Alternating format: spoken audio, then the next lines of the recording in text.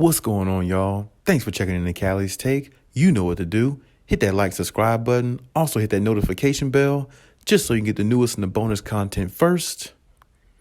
But hey, let's just go ahead and jump right in. The biggest unanswered question for the Clippers has to be Terance Mann. And let me explain when I say that. When we think about Terance Mann, we think about really one big game that he had last year, which was in the playoffs, the biggest time to ever do it, which was against the Utah Jazz. And he ended up with a 39-point game against Utah, which sent them packing, sent them home.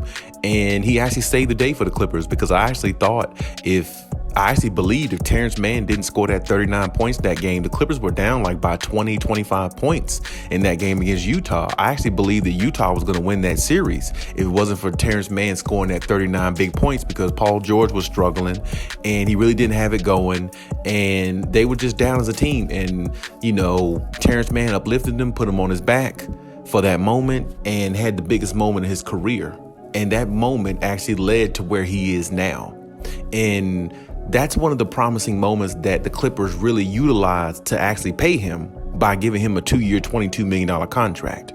Now, last year he was averaging somewhere around 7 points a game. This year he's averaging 10 points a game.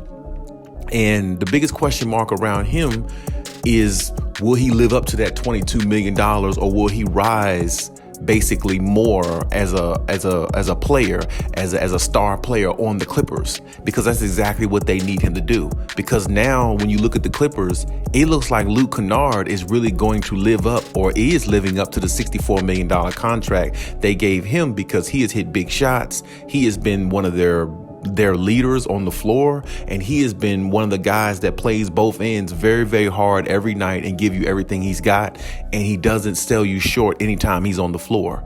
And that's something that the Clippers love to see, especially with a young player that they put a lot of value in, a lot of time in, and they have a lot of faith in, and they want to have the same for Terance Mann, and they believe Terance Mann can take that next leap.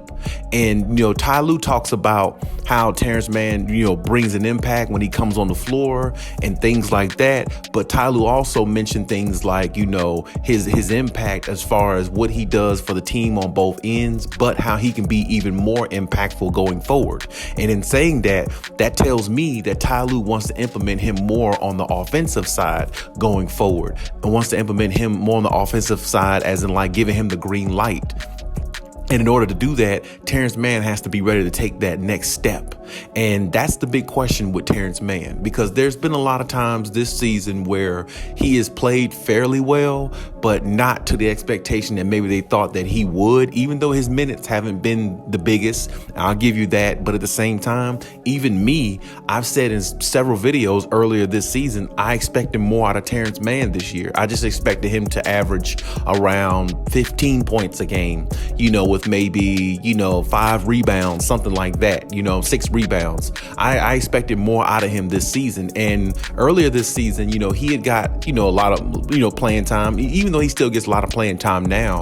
But I just thought that coming off of last season, the big game that he had, the way he contributed, I thought that he would have more of a breakout season, in which probably others thought the same thing. I can remember on NBA on TNT, Candace Parker, Dwayne Wade, them saying the same thing. They kind of expected a bigger outing for Terance Mann this year simply because, Kawhi wasn't going to be there. PG was going to be there, but PG did need some help. He needed somebody to come along the ride with him, along with Reggie Jackson and maybe Marcus Morris, things like that. But that's the problem. Marcus Morris is very inconsistent. So the Clippers more or less looked at Terance Mann more so being that consistent piece and allowing them to have more flexibility offensive wise, just because they felt like he would grow into he would just take over that role, as in like, okay, I'm coming to be a rising star, and that's just what it is. You know what I'm saying? And I'm not saying Terance Mann has failed at that, because he hasn't.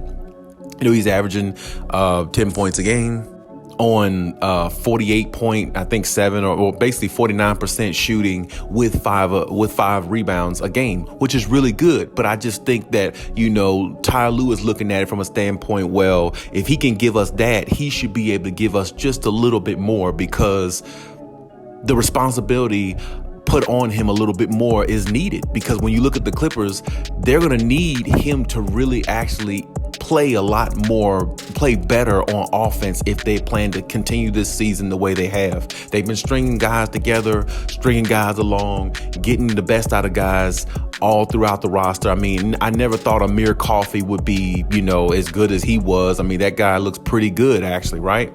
You know what I'm saying? But I thought that Terance Mann would be having more games like that rather than a player like Amir Coffey. I mean, Amir Coffey had like a 4 or 5 game stretch where he was scoring over 20 plus points easily. I mean, easily. It's like it wasn't even hard for him to do it. It's like it was too easy for him to do, seemed like. But you give players the green light when you see that they have that go-getters mentality, and when they have, the mentality to go out there and execute the plan. And I'm not saying Terance Mann doesn't have that, because he clearly does. But the only problem is he hasn't done that. And here lately, he's been playing pretty good the last couple games before the All-Star break hit, but just as a rising star in which they look at him as from last year going into this year, there was more expectations on Terance Mann, and I would say just based upon the numbers, he really hasn't lived up to it, because 10 points a game is good, but he was averaging 7 points a game last year and wasn't even looked at or revered close to being a rising star or anything like that. If you're going to be revered like that and get a 2-year, $22 million contract, you have got to show that their money was well spent.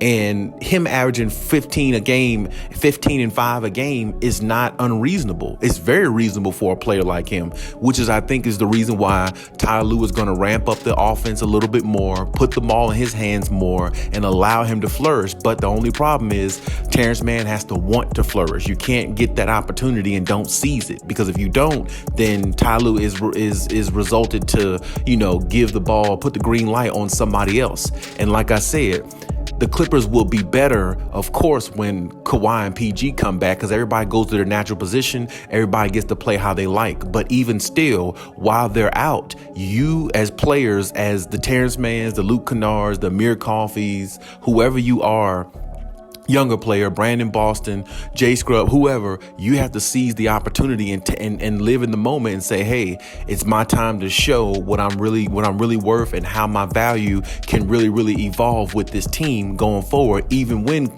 Kawhi and PG comes back. Because remember, Kawhi and PG is watching the young guys too. Kawhi and PG is looking to see how you guys evolve as well, because that's going to allow them to know what type of players they have and who they're going to war with when it comes playoff time, either this year or next year. So, it's imperative that players like Terance Mann really step up to the plate and, put his foot on the gas on the offensive end a little bit more, because he's definitely capable of doing it, and he definitely has the talent to do it. But having the talent and being capable is different than actually going out there executing it. And we all know that he can go out there and do it, but at the same time, of course, you have to go out there and prove yourself. They gave you $22 million off of one game, basically, last year in the playoffs, even though it was a big game, a game 6 against Utah, but it was one game. And of course, he had other games where he's contributed on both ends. He scored 10, 12 points, gave some good defense, things like that. But predominantly, they gave you that big contract off of the one game that they saw, and believing that you can be a future star player for the Clippers, you and Luke Kennard. So Luke Kennard this year,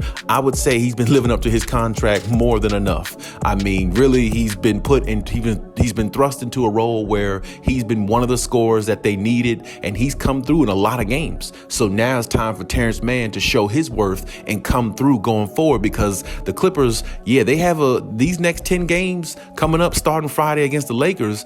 They're not going to be easy. I say this much. Their next 10 games, they have a very favorable schedule. But when you don't have all your star power, games just are harder sometimes, just because you're playing against teams where you can beat them. And the Clippers can beat some of the teams they have coming up without Kawhi and PG. But at the same time, if you notice, there's been games this year where the Clippers have lost to teams where they come off a big win against a team like the Nets, and then they'll lose the next night against a team like hypothetically, a team like, I don't know, the Thunder or Orlando or, a Pelicans or a team like that. You see what I'm trying to say? They win against a big team, but then they'll fall down and fall off against a team that's, lower than them. You know what I'm saying? It's like they play up to the better competition, but play down lower to the low competition. And that's just not what needs to happen. But in order for things like that not to happen, you need players like Terance Mann to have a 20+ point game, along with Luke Kennard having a 20+ point game, which he's had plenty of them. And then, if Amir Coffey, somebody like that, drops 19 or 18 or somewhere in there, along with Marcus Morris giving his 18, plus, and Reggie Jackson giving his 18 plus, they'll have more consistency. And that's what it's all about. They got to find a way to be more consistent going forward in this season, regardless of whether Kawhi and PG comes back, because you can't bank on that. You have to just hope for that, but you can't bank on it. And that's the mentality they have to have, and they have to be able to do that going forward. And this, like I said, these next 10 games starting Friday with the Lakers, they have a pretty favorable schedule. So I expect them to go out there and win at least 7 out of 10 and kind of get a little bit of rhythm going. This way it can give Kawhi and PG possibly a little bit more rest instead of actually having to rush to come back, because the Clippers are in the 8th seed. And, if they go on a 4 or 5 game losing streak for some reason, that's going to force one of them, if not both of them, to try to come back too soon to help the team, when they can just get more production out of other players on the team, where they can rest their stars a little bit more, get them a little bit more rest, and get them a little bit more ready to go when it comes time for the playoffs, if, both of them possibly comes back, barring nothing, as any setbacks or anything like that. But this is my point. Terance Mann definitely has the ball in his court. He's definitely got the green light, and listening to Ty Lue, reading his comments and things like that, you can actually look on clipsnation.com. You can check it out. And, he definitely wants to implement Mann more into the offense and get his offense going a lot more, because he know it's needed, and he know it can help the Clippers give the Clippers a little bit more balance in regards to their scoring, because scoring is their biggest issue. Defense is really good this year. I mean, just like it was last year for the most part in the regular season, the defense is not bad, but the scoring is the issue. So with that being said, the biggest question is, can Terance Mann step up his game a little bit more? Give me about 15-5, 15-6. I say 15-7, somewhere in there. I'd say let's just keep it at 15-5 since he's averaging 10-5. Let's keep it at 15-5. If he can give me that every single game going forward, ramp it up a little bit more, I think the Clippers will be just fine while they're waiting on Kawhi and PG to return. But hey, that's my take on everything. You leave any comments in the comment section as always. And hey, Cali out.